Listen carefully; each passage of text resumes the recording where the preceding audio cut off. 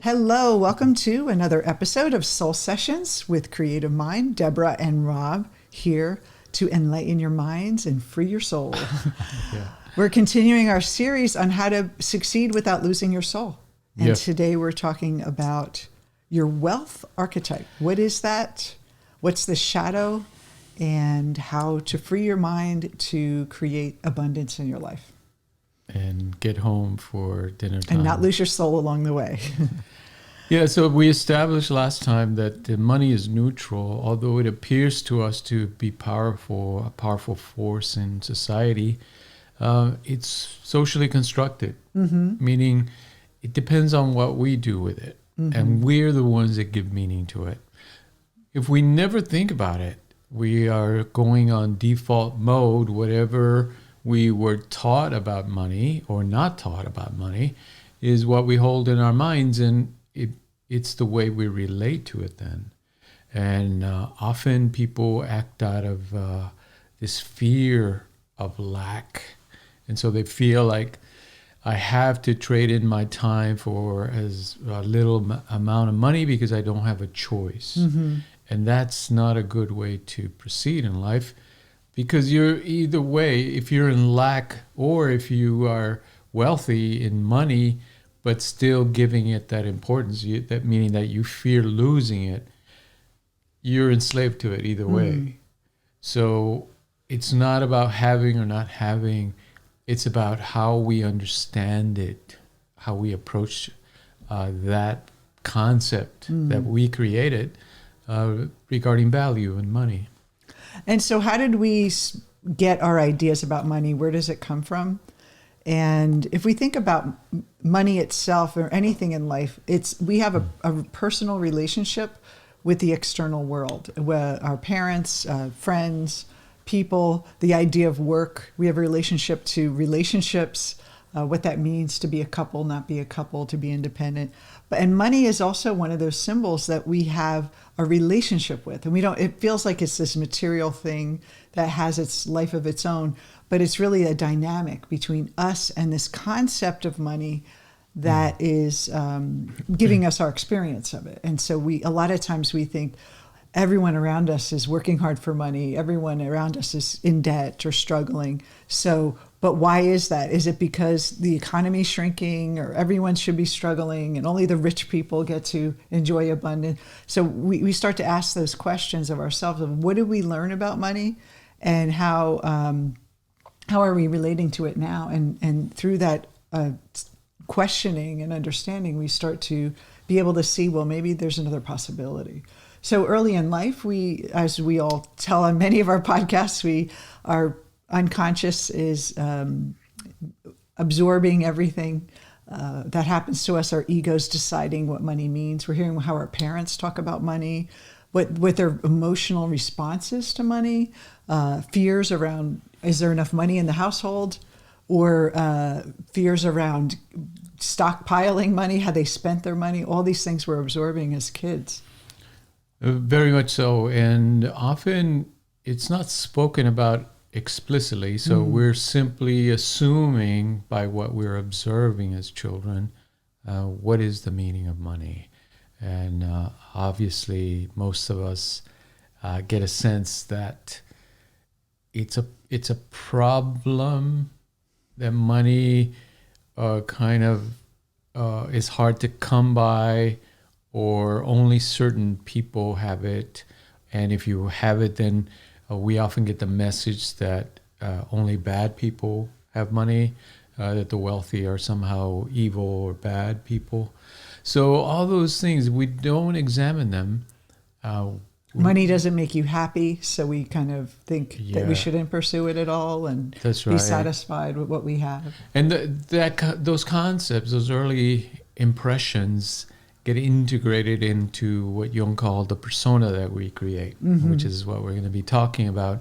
How does our persona then deal with this question of money and value in the real world, and what can we do about it? One thing, I like to go by these higher principles, and one of the highest principles is this: we should never bow our heads to money. In other words, we should never see it as more powerful than our own mind. You shouldn't serve money, let it serve you. And how do we do that? So let's break it down into the 4 archetypes that we teach in our training. I had in my book, Like a Spark from Fire. There are 4 archetypes, which is whether you're male or female, the mother, father, or take on the masculine, feminine role. That mother, father role. There's the lover, and there's the professional or warrior role, and then the mystic. So the mother is the kind of a persona that's always caring and giving and nurturing. And what happens though is that mothers or fathers, so the caretaker of the family, they end up spending, it's almost like a guilt of spending money on themselves.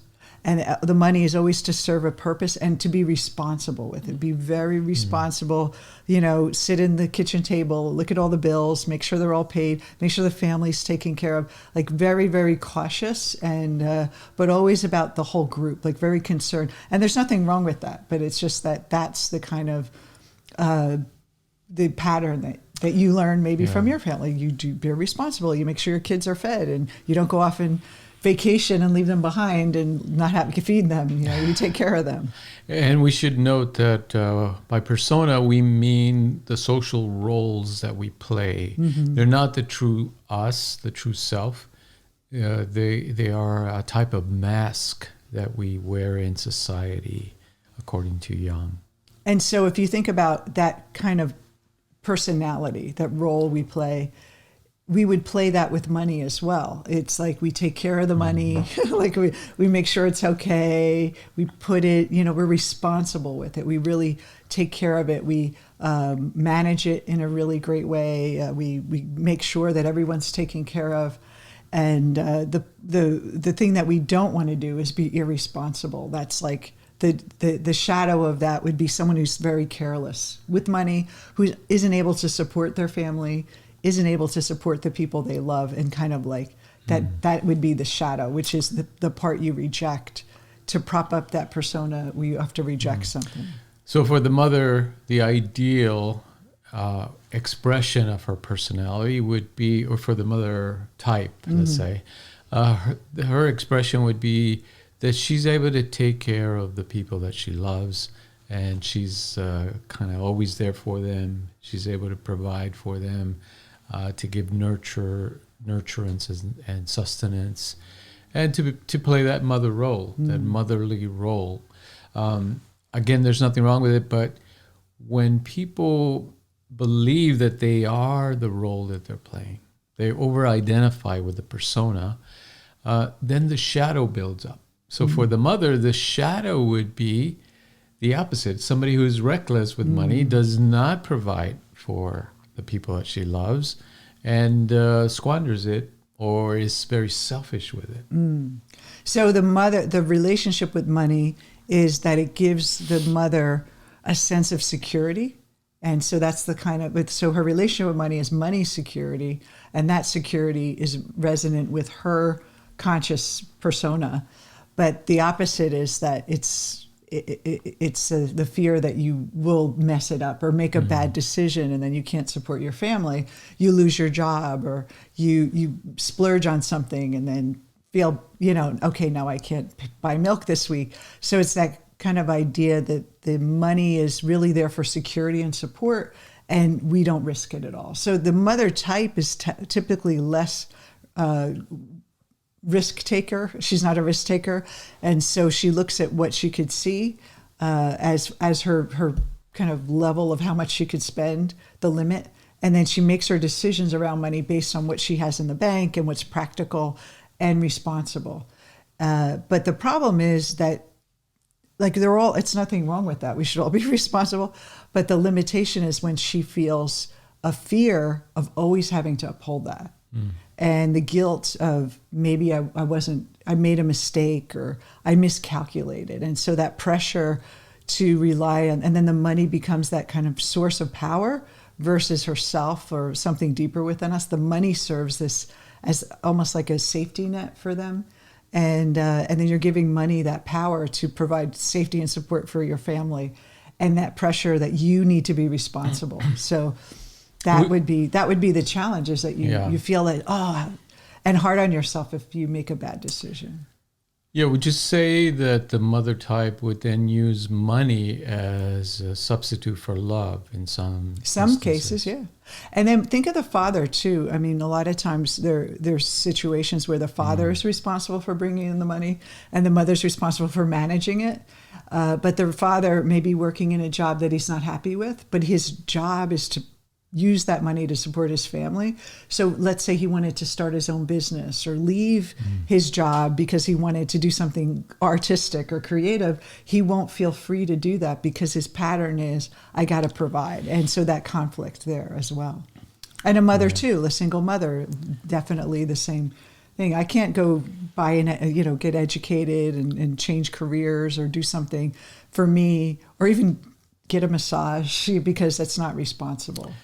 So before we go into how does the mother type integrate the shadow, the opposite, let's go to the next one. Yeah, that's great. Well, the lover, she or he is the freewheeling spender. And a lot of times it's not their money they're spending. It could be an inheritance. It could be their husband or partner, or male attention or woman attention. There's some kind of like person basically feeding the money, and it's a very pleasurable, like money's pleasure.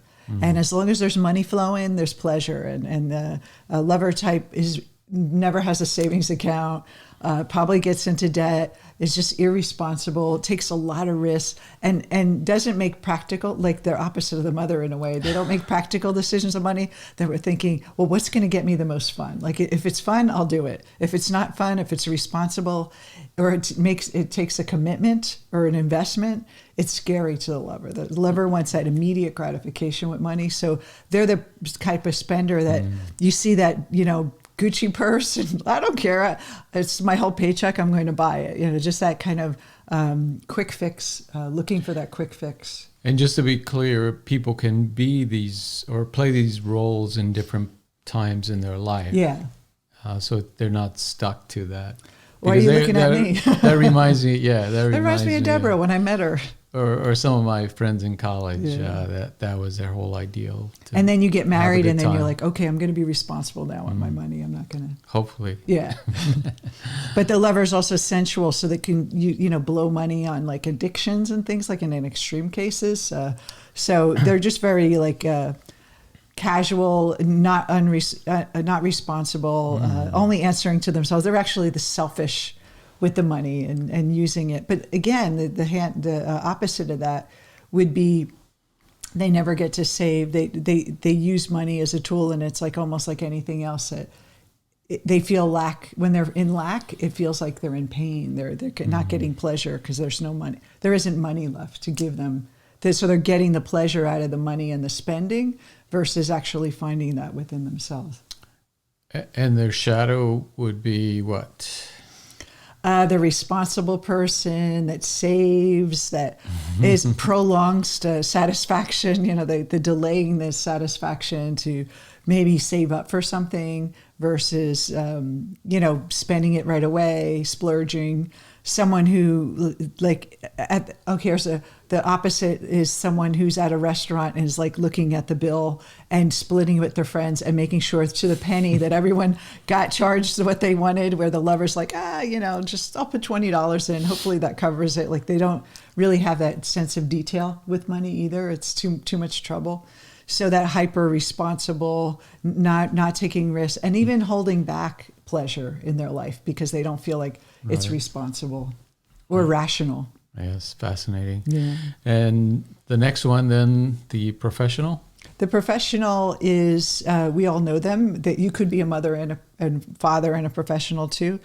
They are the money's really about this self-worth.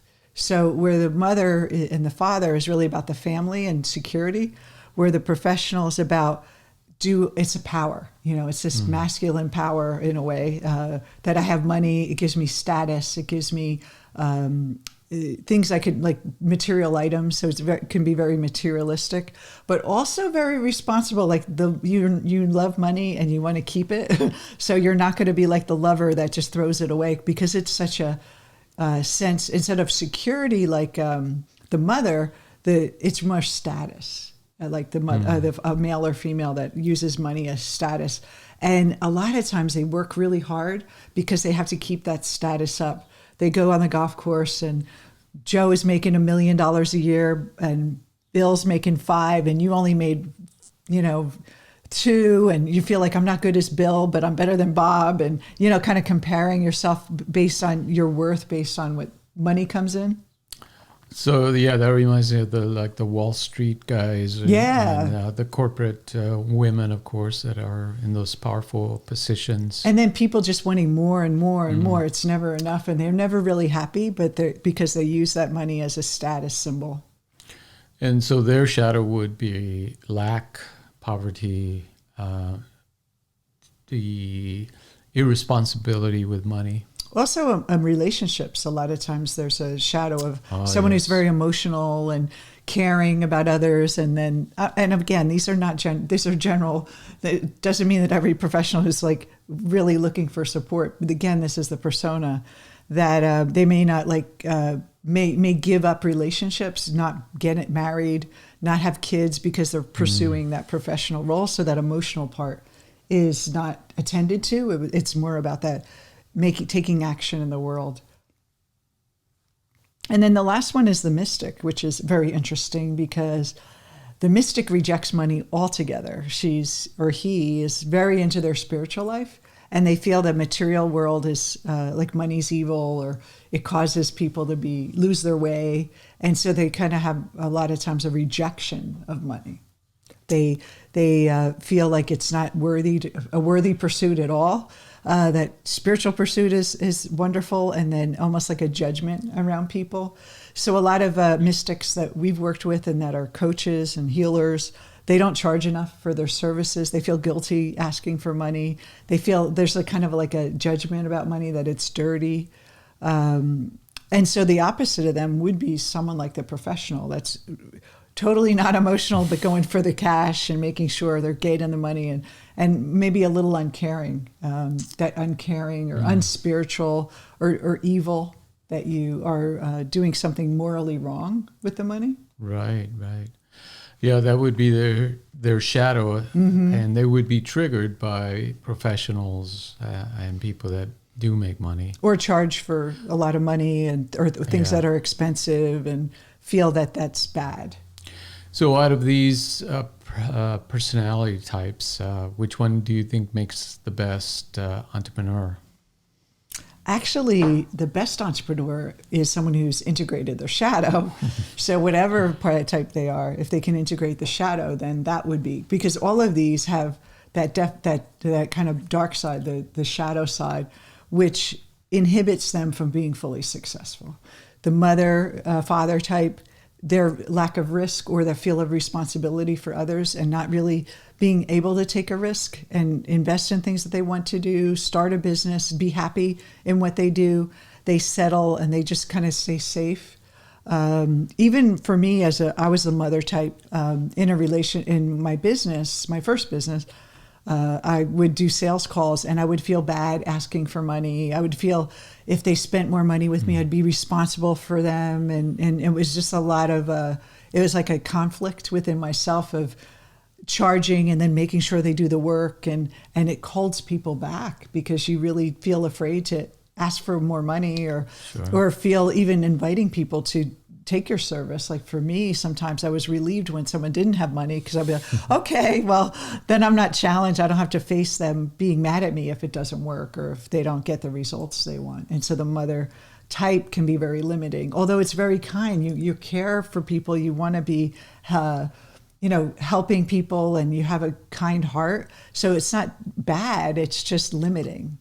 So the $64 million question is... Ooh, what is your type? Yeah, what is your type? And then how do you integrate the opposite, right? Because you're saying this integration is required for real success. So what are the mechanisms in order to integrate the shadow? Well, I think that what I think is really interesting is for you to look at your family. And Rob, you and I did this a long time ago, a couple of years ago. We looked at what our family thought about money and what their relationship with money was, and maybe what type they were. What's the general kind of consensus of even your friends, the people that you spend a lot of time with, you basically have sort of the same attitude around money. And what type is that? What's the conversation? You don't really talk about money, but you kind of know how people are making decisions with what they do with their lives. And then you say, okay, I think I fit into this category, or maybe one or two. You examine what's the fear of not being that. And a lot of us are proud of being caring or someone who's like free. I want to be free willing. Well, I'm attached to that. I don't want to change. Well, let's start with the mother then. Okay. So we know the mother is using money to take care of other people, let's say, in a nutshell. Her shadow is one of irresponsibility, meaning... And selfishness. She would be triggered and try to avoid being perceived that way at all costs, right? Her persona is very much about presenting herself in that way. And she would be triggered if others perceived her as irresponsible with money or not using it to take care of others. I have an example of that. A lot of times mothers will talk about what they're giving to their children, and it's kind of like a one-upmanship of, I got Becky in ballet class, and I got this best teacher. And then the mother may feel, I'm not doing enough for my child to have the best. And so that kind of fear comes up, that trigger. You examine it, you look at it, and you say, well, what is this about? And it gives you an opportunity to free yourself. But can you see that? Well, you worked with moms a lot as a child psychologist, that idea that you have to have the best, right? The father, mother. Yeah, both parents. But so how does the integration of the shadow work? Well, the integration of the shadow is you understand how you've made decisions about money in the past based on that persona, and then invite in the possibility of, well, what if I allowed a little bit of this shadow into my life? What if I was a little more selfish? What was the fear? And then you get to the fear of, like, what if I did something outside of my norm? And then that's integration, where you're starting to see both sides of the side you're propping up and the side you're pushing away. And then you make a decision out of free will. Right. And it's a process. It's not just an intellectual understanding, like we're giving you a down and dirty, quick example, but it really is about coming to terms with that other part of yourself that you've been pushed away, that wasn't allowed to live because you had to be the responsible one. And we all wish we could just get rid of that responsibility. We could, we dream, like a lot of mothers dream of spending the day at the spa, but they would never do it because of the guilt. So we know there's a component of insight, right? Mm-hmm. The individual has to become aware that they are playing out these patterns in relationship to money. Then that emotion, of course, is the difficult part, because it's like a moral judgment that they have about certain behaviors. In facing that, that's really the transformation, that they have to face that moral dilemma. And Jung says the shadow work always poses a moral problem for us, because it means then going against our sense of what's right and wrong, of how to act around money or with money. I have another example that I had to deal with, and I know many coaches and people that do service work have, and even hair people I've worked with, that they feel like they always have to show up for everyone 100% all the time. And when I first started doing email support in between my sessions, and a client would be it would be a Sunday afternoon, and I would see an email, and I wanted to have my weekend, but I knew this person was in crisis, so it was a rush to the respond right away, and that kind of feeling. And then I got into this always checking my email. What if someone needs me? And it really didn't give me much freedom, because then I was just like always on edge that something is going to fall, like I'm going to disappoint someone. And so a lot of people, I know for me, I slowed down how many clients I would take because of all that responsibility. And so many of the coaches I work with are like, oh yeah, when I started to get a lot of clients, I kind of shut down the flow because that feeling, that need to be responsible, that need to be there for everyone. And if someone falls through the cracks, you're a terrible person and you're going to have to deal with that. And it's like almost like you can only do what you can do, and you can only set boundaries like you can, but you have to deal with your own self. It's not really their judgment that you fear, because a lot of times I would rush to answer them like, oh, I didn't think you would answer me till tomorrow because it's Sunday. You know, like you think they need you more than you think they need you.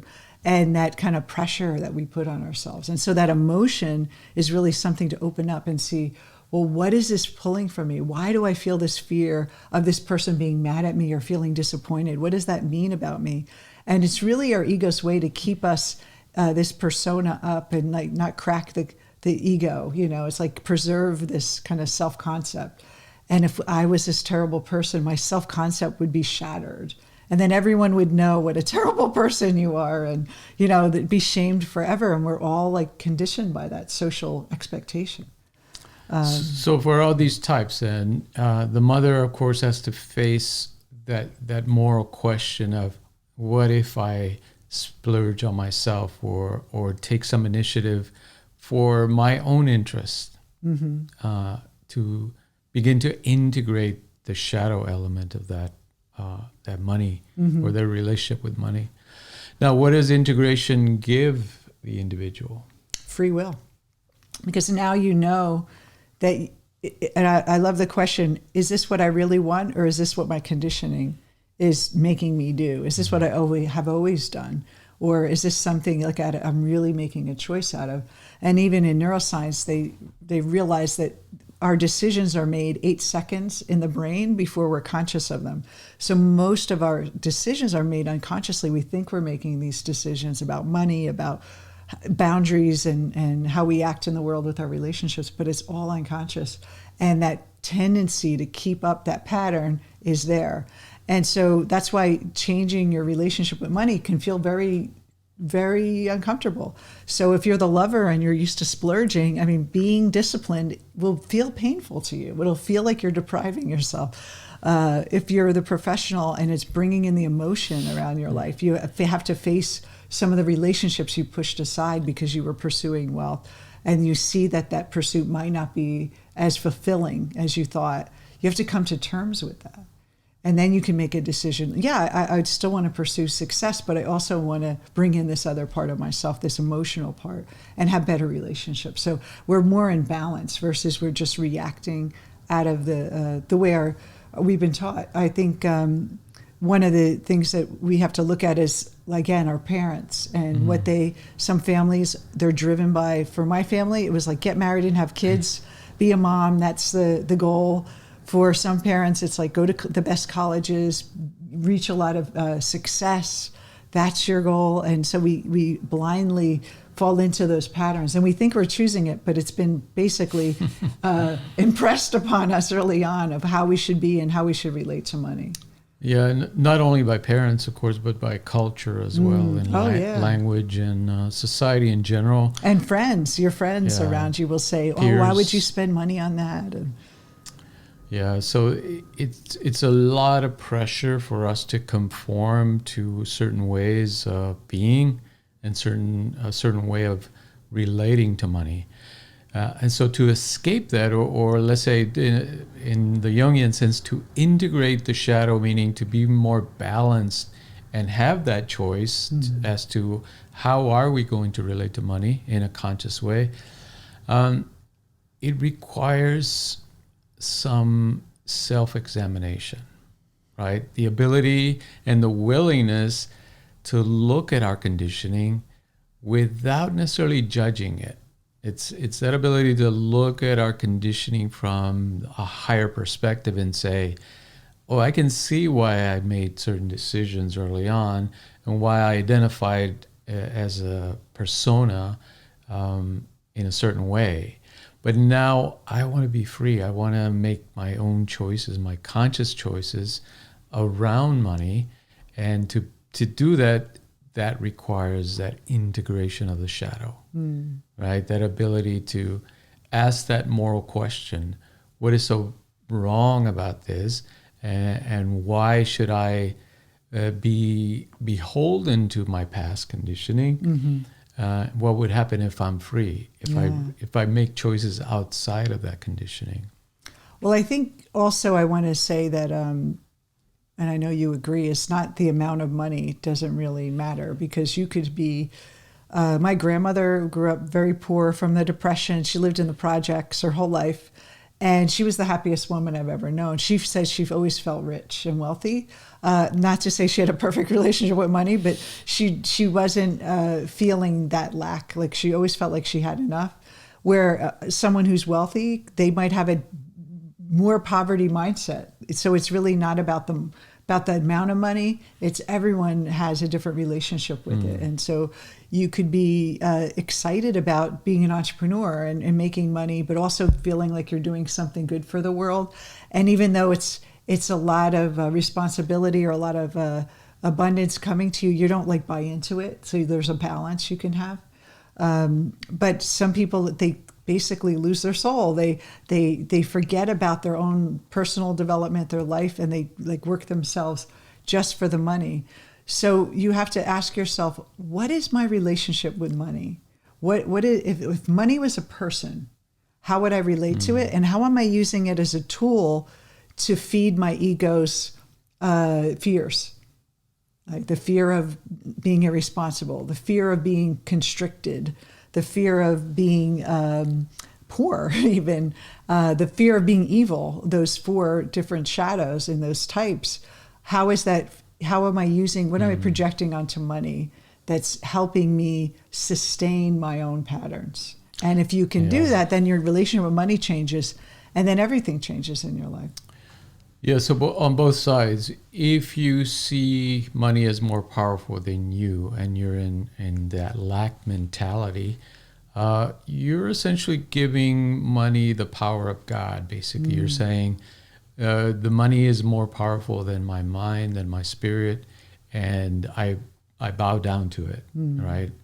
I give up, essentially, in trying to attain wealth or use money for my higher purpose. On the other extreme, if you have abundance in money and wealth, but you still hold it as that power, right? Like it's your self-esteem. It's you your worth. use it to prop your persona up.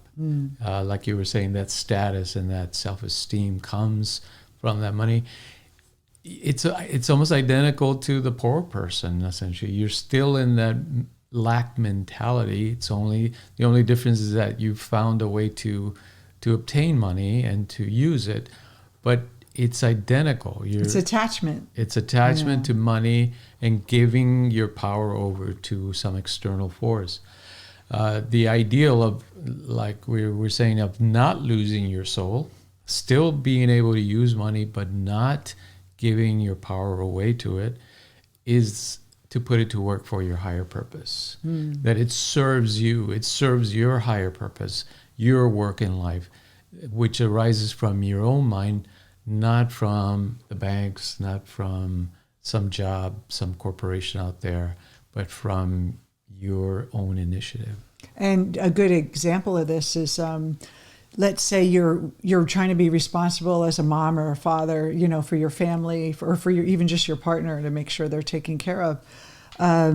But specifically children, a lot of moms or parents don't really pursue their dreams because they feel that responsibility, and then what everyone else would think of them if they let their family down. And Jung said that there's nothing more damaging to a child than the unlived life of the parent. And so when you think about your purpose and putting money toward your purpose, and you're thinking, oh, this is selfish, it's my purpose.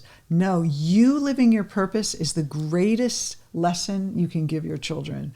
If you can live a life that's fulfilling and you teach your children you can be fulfilled, that is a valuable lesson versus teaching them to be afraid of money and afraid of the taxpayer man coming or the debtor coming or losing the house and all that stress that most people deal with, every day, living paycheck to paycheck, gauging their self-worth on their credit score, all that stuff. Really being free to pursue your dream and your purpose is the best thing you can do, because then you're going to tell your child or children that you can do what you love and be abundant. Like, you don't have to just do something you love on the weekends or on the side. Yes, and you don't necessarily have to be an entrepreneur, of course. Yeah, we know plenty of people that have retrained their mind, their relationship around money, and they're still in corporate positions and doing very well. Or working in a hospital or doing some kind of healthcare or therapist or something else that they feels their heart. I remember when I worked in the corporate world, one of my friends, her husband left his big high-tech job. He was making a lot of money to be a school teacher. He loved it. And she said it was made her feel so good that her husband did what he loved. That was more important to her than how much money he was making. And of course, a school teacher makes a lot less, unfortunately, than a high-tech engineer. But he was happy. And, so it's not about the money. But I also think that you don't have to limit yourself, that if I'm doing something purposeful, it means that I'm not going to make money either. Yes. And the bottom line, it does require a process, right, of retraining your mind, retraining your perspective on what is the value of money. So it's not just about manifesting money. It's that kind of like, I'm going to manifest money, but your persona is going to do with the money that you've always done. Like, you haven't changed. And so you're not really growing with, maybe win the lottery, but then you're still falling back into your old patterns. Yes, it's a fascinating topic, relevant to everyone, because everything we do in life as social human beings requires some kind of money exchange, right? Some kind of exchange of value as well. So what's the true wealth archetype, Rob? What would be the true wealth archetype before we go? I'd say somebody that is completely free from the constraints of the persona and the shadow, that they've integrated those elements, and they're making decisions out of their higher purpose and acting out of that higher purpose, where money serves that purpose instead of them serving the money and them spending time in exchange for money. The money then serves their purpose, which is the ideal. That is the true way of working, because then you don't lose your soul. On the contrary, money as a tool is then put to work in the right context of supporting your vision, of creating more opportunities for yourself and for others. And I think the key is to remember that our true nature is abundant. We're never in lack. It's a misperception by the ego that there's limitation and lack, that we've all been taught, and it's been passed down throughout the generations in our families and our culture, and to really access that free will, but also know that we're naturally abundant. And how do I access that naturally abundant way? And you have to face your shadow. You cannot do it unless you face your shadow.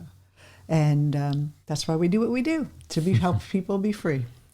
Next week, we are going to talk about how to find your purpose. So we talked a little bit about purpose today, but to recap, mother is the responsible one, mother, father. The lover is the freewheeling spender. The professional is the one who sees his or her self-worth based on their status with money. And then mystic is someone who sees money as evil and doesn't like swindlers and thinks that, just reject anything material about the world and let me just go to another place and not be here. I've been all of those things. Yeah. We all have a piece of each of them. But it's good to examine them and what's your go-to, and then how can you break free of that conditioning. So take care, everyone. We'll see you next week with another episode of Soul Sessions. Don't forget to subscribe to us. We're here on YouTube. Just push the button below or go to the links in the bio and the description for all our other channels. And we'll see you soon. Thanks for watching. Bye-bye. See you next time.